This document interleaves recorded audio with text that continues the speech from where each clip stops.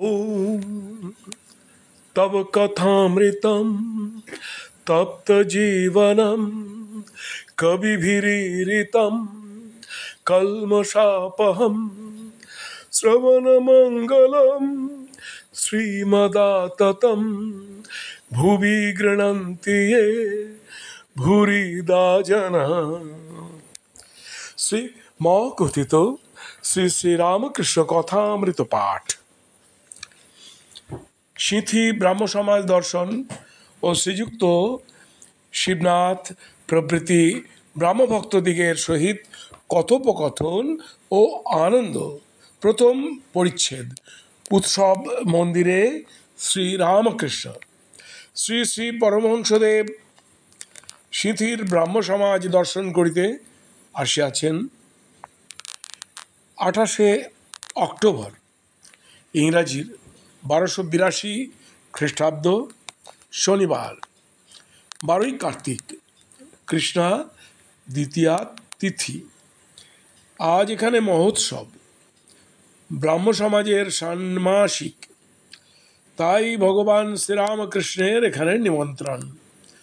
বেলা 3টে-4টের সময় তিনি কয়েকজন ভক্ত সঙ্গে গাড়ি করিয়া দক্ষিণেশ্বরের কালীবাটি হইতে শ্রীযুক্ত বেণীমাধব পালের মনোহর উদ্যান বাটিতে উপস্থিত হইলেন। এই উদ্যান বাটিতে ব্রাহ্ম সমাজের অধিবেশন হইয়া থাকে। ব্রাহ্ম সমাজকে তিনি বড় ভালোবাসেন। ব্রাহ্মভক্তগণও তাহাকে সাতিশয় ভক্তির শ্রদ্ধা করেন। ইহার পূর্বদিন অর্থাৎ শুক্রবার বৈকালে কত আনন্দ করিতে করিতে সশিষ্য শ্রীযুক্ত কেশবচন্দ্র সেনের সহিত ভাগীরথী বক্ষে কালীবাড়ি হইতে কলিকাতা পর্যন্ত ভক্ত সঙ্গে স্টিমার করিয়া বেড়াইতে আসিয়াছিলেন। সিঁথি পাইকপাড়ার নিকট, কলিকাতা হইতে 1.5 ক্রোশ উত্তরে। উদ্যান বাটিটি মনোহর বলিয়াছি, স্থানটি অতি নিভৃত, ভগবানের উপাসনার পক্ষে বিশেষ উপযোগী।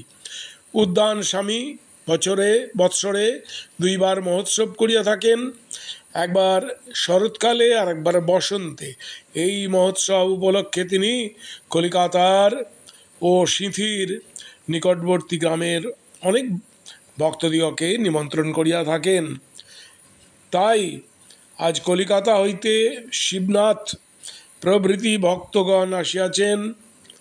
তাহাদের মধ্যে অনেকেই প্রাতঃকালে উপাসনায় যোগদান করিয়াছেন, আবার সন্ধ্যাকালীন উপাসনা হইবে তাই প্রতীক্ষা করিতেছেন।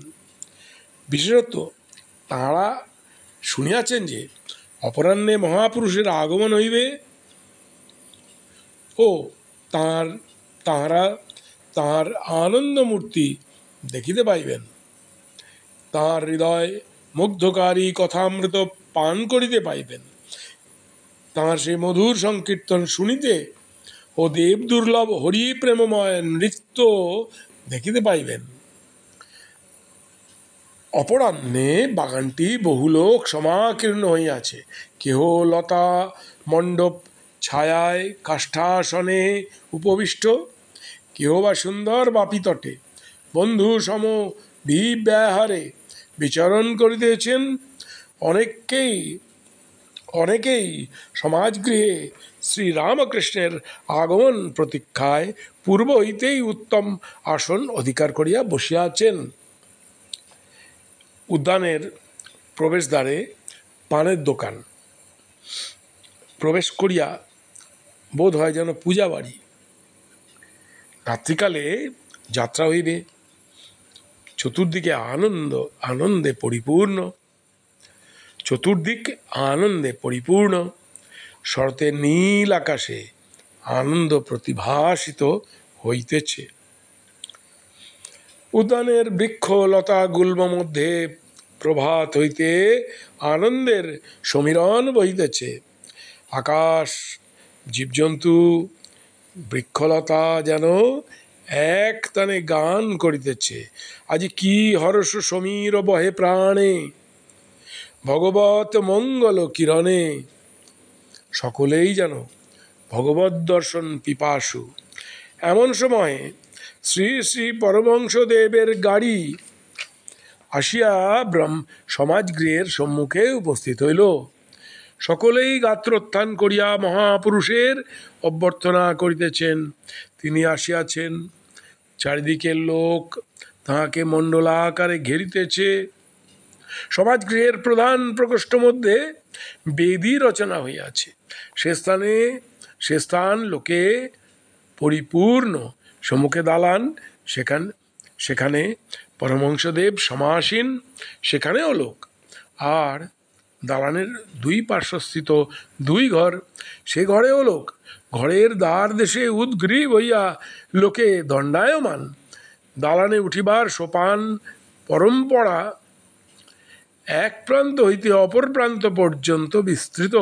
সেই সোপানও লোকে লোকাকীর্ণ।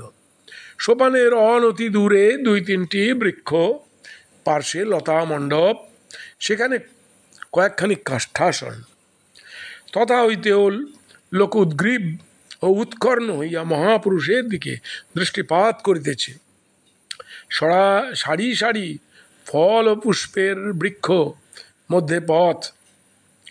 বৃক্ষ সকল সমীরণে ঈষৎ হেলিতেছে, দুলিতেছে, যেন আনন্দ ভরে মস্তক অবনত করিয়া তাহাকে অভ্যর্থনা করিতেছে।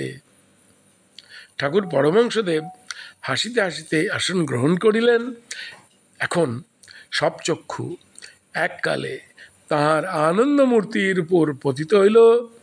যেমন যতক্ষণ নাট্যশালার অভিনয় আরম্ভ না হয় ততক্ষণ দর্শকবৃন্দের মধ্যে কেহ হাসিতেছে, কেহ বিষয়কর্মের কথা কহিতেছে, কেহ একাকী অথবা বন্ধু সঙ্গে পাদচারণ করিতেছে, কেউ পান খাইতেছে, কেউ বা তামাক খাইতেছে। কিন্তু যাই ড্রপসিন উঠিয়া গেল, অমনি সকলে কথাবার্তা বন্ধ করিয়া অনন্যমান হইয়া এক দৃষ্টে নাট্যরঙ্গ দেখিতে থাকে। অথবা যেমন নানা পুষ্প পরিভ্রমণকারী ষটপদ বৃন্দ পদ্মের সন্ধান পাইলে অন্য কুসুম ত্যাগ করিয়া পদ্মমধু পান করিতে ছুটিয়া আসে। আজ এই প্রথম পরিচ্ছেদ পাঠ সমাপ্ত হল। নমস্কার।